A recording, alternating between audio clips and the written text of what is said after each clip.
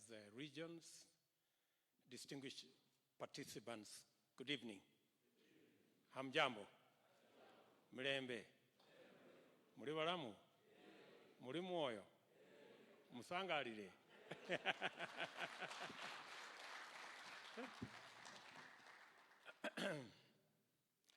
But on behalf of my team, I want to welcome everybody to this very important engagement. First, let me say congratulations to the teams that have already met in the various counties. I want to single out the people who provided the technical expertise in every county pro bono without asking for anything, so that we can all join in this conversation. You're aware the background to this engagement is a statement that we as a team made almost a year ago. And we said, it's time to change the conversation in Kenya. And many people did not believe that the conversation is going to change.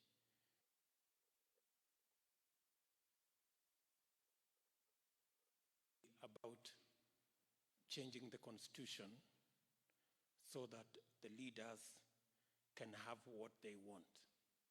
That the conversation need to change so that we can discuss matters economy and see what everybody can get out of that conversation. I am very happy and proud that today in Kenya, the conversation has shifted and we are now discussing the economy.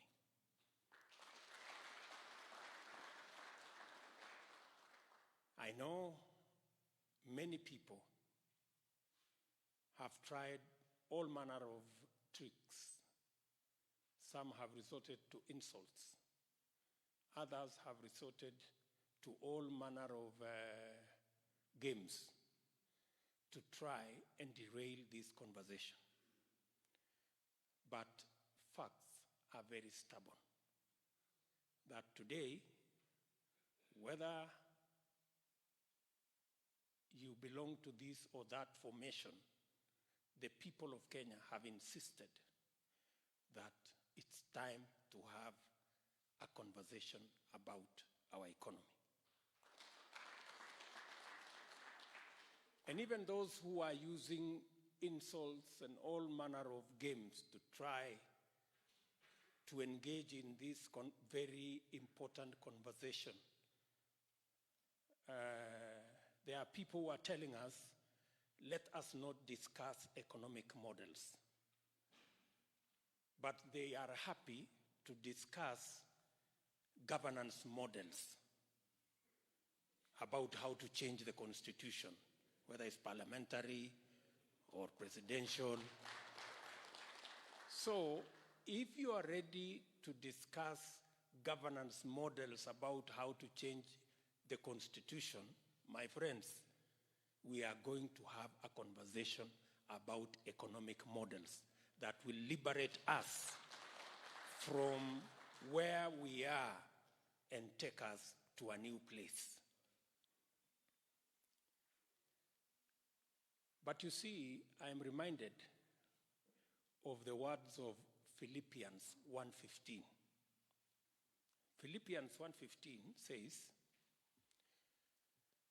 Jesus Christ is preached by some because of envy and rivalry.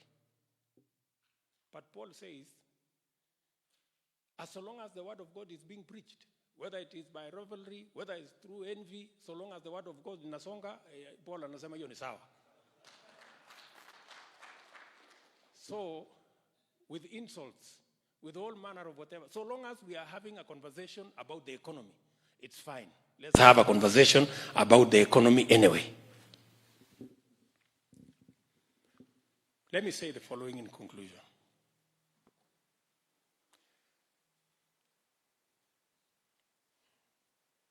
Having been deputy president for the last 9 years,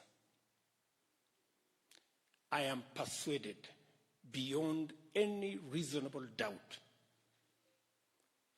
that the problems we have, the challenges we have as a nation, these are challenges that we can overcome. We built the railway in a record 3.5 years. It got to Nairobi.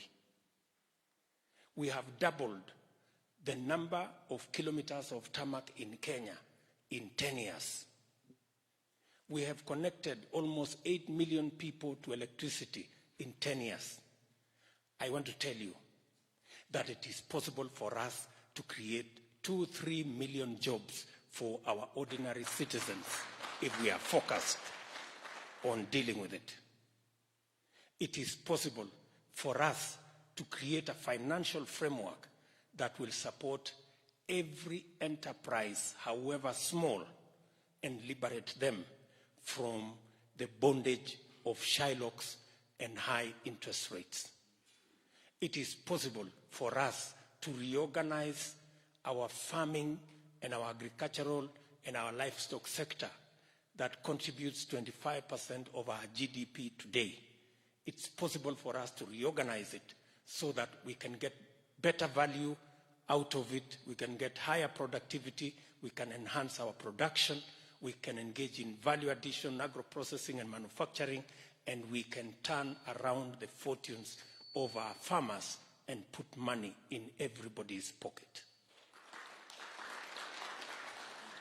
And it is because of that commitment that I want to persuade us as we are in this meeting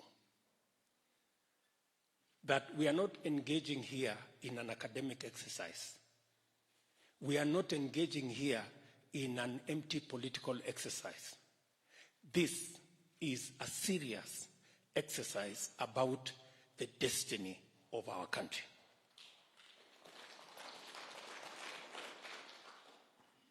Believe you me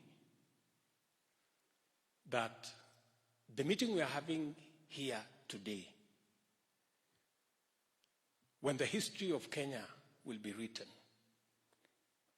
when Kenya will have changed, the people seated in this auditorium today, you will be part of that history that changed and created a paradigm shift both in governance and in the economy of our nation that took Kenya to another level. I am persuaded that working together, building the true bridges of unity and friendship, we can fashion that new Kenya together.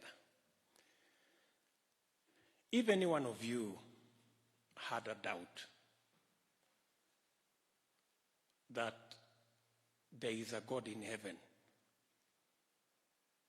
after the BBI ruling, I hope you have no doubt in your mind that there is no system, there is no deep state, there is only God in heaven.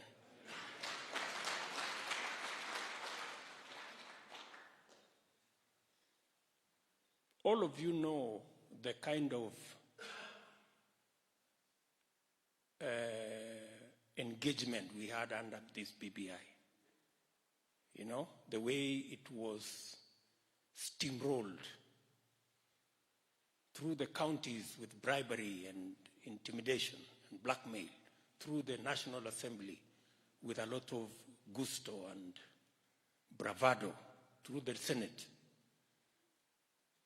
But the fact that today the judiciary has brought the reggae together with all the BBI nonsense to a stop is actually a confirmation to us who have been given positions of authority, responsibility, that before we think selfishly about ourselves and change the Constitution to accommodate positions and sharing of power for the elite, God is telling us, first, go and think about the millions of young people who are jobless.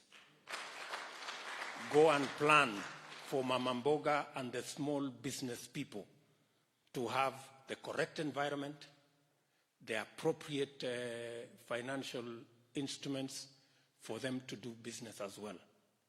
And they are reminding us that millions of farmers today cannot make ends meet. We need to have a conversation about them first before we can selfishly engage in matters of this Constitution. And I know many of you are aware, there are people for 20, 30 years, they have made a career about changing the Constitution. They have always, forever, they have always engaged us in matters changing the Constitution.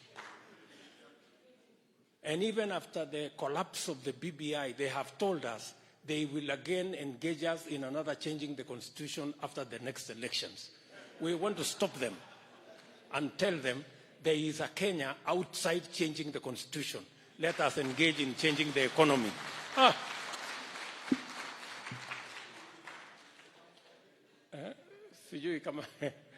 You know, honestly, I feel I should just make those few comments so that once we agree that this is what we need to do, then we can then agree who has what it takes to do it.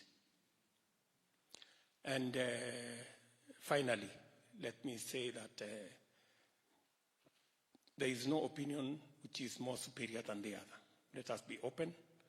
Let us engage. Even when you think your opinion may not be very intelligent, say it.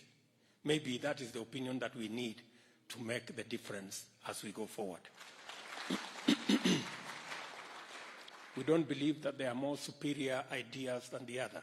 It is the sum total of the ideas that we have that will make us be able to create the blend of ideas that will take us forward.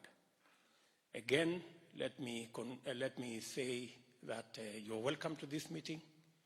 It's an open conversation, and everybody, whatever ideas you have, please air them so that we can all move together. This is a very serious engagement. It's part of the bottom-up model that we are engaged in. That's why for the first time, we are meeting.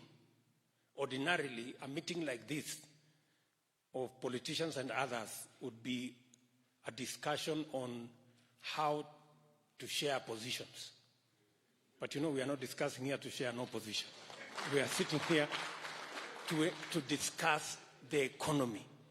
And it is not the economy of the people seated here. It is the economy of the whole of Western Kenya, the 4 counties of Western Kenya. So let me leave it there.